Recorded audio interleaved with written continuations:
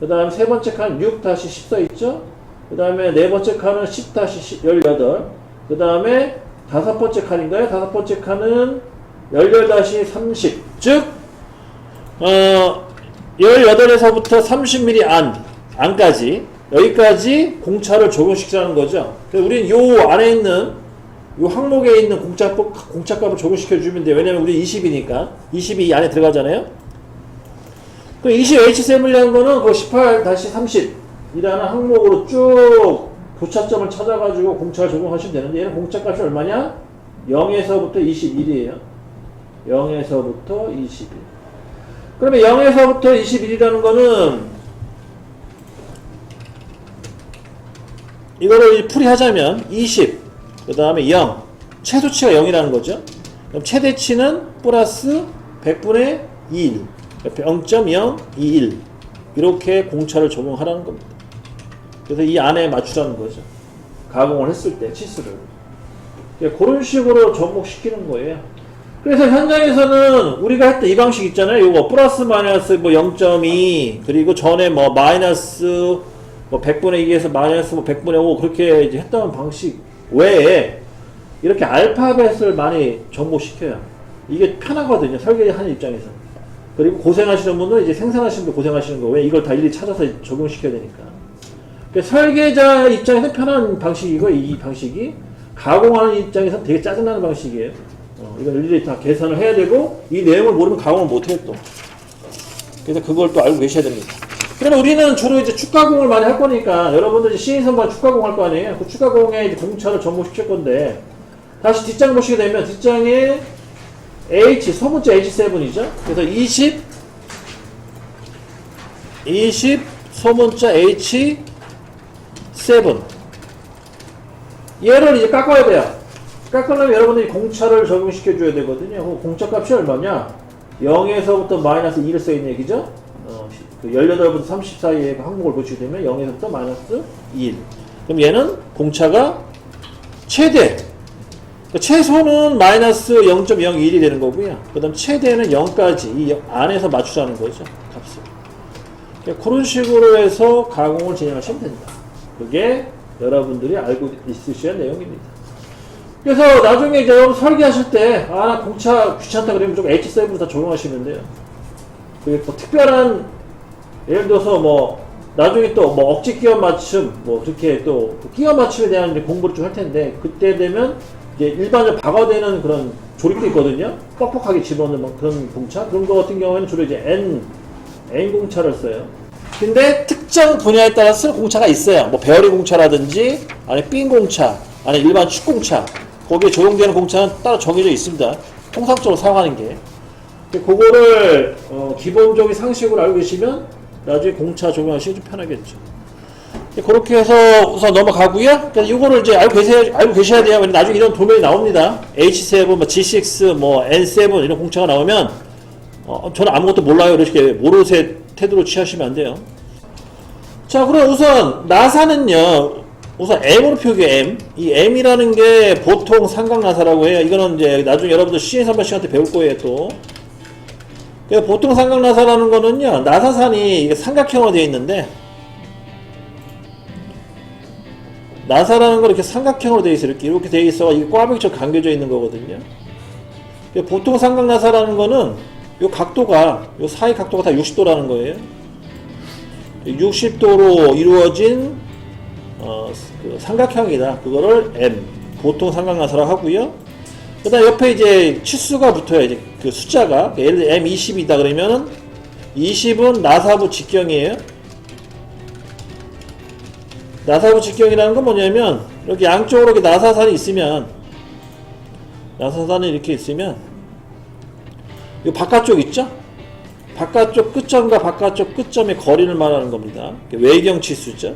우리가 봤을 때 외경. 그 외경이 20이라는 뜻이 파이 20. 그리고 그 다음에 또 붙는 게 뭐가 붙냐면 중간에 이제 곱하기라는 게 하나 붙는데 이거는 그냥 연결고리고 그 다음 P라는 게 붙어요. P. 이 P라는 건 피치예요. 피치. 피치라는 건 뭐냐면요. 요 삼각형에 있는 이 모서리 꼭지점이지. 꼭지점과 요 옆에 있는 꼭지점의 거리를 말해요. 요 거리. 이 거리가 얼마냐. 그거를 표시하는 건데, 그거는 이제 정해져 있어요, 규격상. 우리는 주로 얼마를 많이 쓰냐면, 1.25, 1.5, 아니면 2, 뭐, 이 정도 많이 씁니다. 뭐, 그게 많아요. 이거는 나중에 규격치 제가 뽑아 드릴게요. 나사, 아까 제가 뽑으려다가 못 뽑았는데, 그래서 크기별로, 이 직경부 크기별로 이 피치는 정해져 있어요. 우리는 피치 1.25 정도 쓸게요. 피치 1.25. 그래서 정리하자면 M20 곱하기 피치 1.25 뭐 이런 식으로 적용을 할 겁니다. 근데 M20은 피치 1.25가 안 나오는데 요거는 크게 키울게요. 요거는 이 정도 하고요. 1.25 같은 경우에는 M 2.5P예요. 응? 점 따야 되는 2.5P라고. 1.5P요? 2.5P. 2.5P? 그럼 이거 더 키워야 되네요. 우리가 주로 쓸 건 M8을 많이 쓸 거예요. M8. M8 같은 경우에는 피치 1.25를 아마 규격 나오거든요.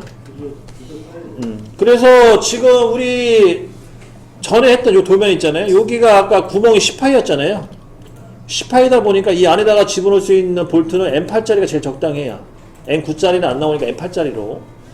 그래서 M8짜리로 해가지고 여기다 끼워 맞춤할 거거든요. 그래서 요 조건으로 이제 그린다고 보시면 되겠고요.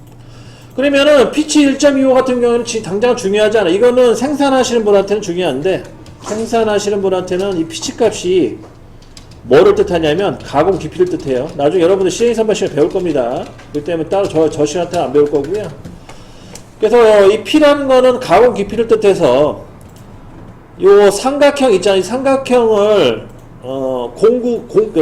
나사 공구 갖다가 이 삼각형을 파내는 거거든요. 이렇게 파내는데 이 꼭지점과 이 꼭지점의 거리를 뜻해요. 이 피치가. 그거를 이제 계산해서 이제 블루와 대입해 쓰는 거거든요. 그래서 얘가 그 가공 깊이를 뜻한다고 보시면 되는데, 근데 이제 설계상에서는 CAD상에서는 중요하지가 않아요. 그러다 보니까 이 P는요 주로 뭘로 활용하냐면 얘는 C값으로 활용해요. C값. P 1.25면 C 1.25라고 보시면 돼요. 꼭 그렇게 맞추자는 건 아닌데 제가 이렇게 연결해서 씁니다. 그리기가 좀 편하거든요. M8을 피치 1.25는 C를 1.25로 해주시면 그리기가 편하다. 그 정도 상식만 알고 계세요.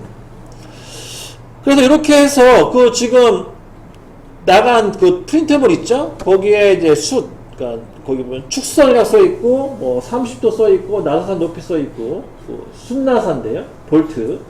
그거를 한번 이제 나사 제도로 한번 진행하도록 하겠습니다. 자, 그러면은 볼트 제도로 들어갈게요. 볼트고요. 얘는 순나사라고 보시면 돼요. 순나사. 우선 길이는 규격별로 있는데 우리는 대략 그 볼트 길이는 20 정도 하고요. 그 다음에 몸통, 머리 부분 있죠. 머리 부분을 한 12 정도 할게요. 토탈 전체 길이는 32 정도 하는 걸로 하고, 그래서 라인 명령 이용하셔가지고요. 수평 우선 20 그리고 12 이렇게 두 개의 선을 그려줍니다. 이건 제가 예전에 축도면 그릴 때 제가 이렇게 그리면 편하다고 했죠. 그래서 우선 그 단차별로 거리값을 따로 선을 그려주시고 얘를 옵셋 하라고 했죠. 우선 이 나사 쪽이 중요하니까 얘는 8이잖아요. 8을 반에 4. 8의 반에 4를 넣어주시면 되겠고요. 얘는 머리 부분은 대략 16, 한 8 정도 넣어주시면 되겠고, 그래서 4에 8 정도 거리를 띄워줍니다. 5엔터, 4엔터 하셔가지고 얘는 4mm 옵셋, 5엔터, 8엔터 한 다음에 얘는 8mm 옵셋을 해주시면 되겠어요. 그리고 여기를 연결시켜 주시면 됩니다. 이렇게 연결.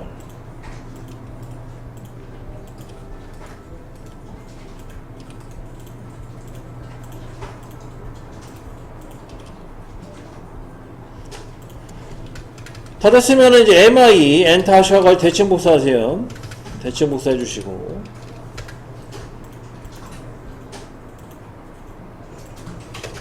그러면 이제 완성이 됐죠.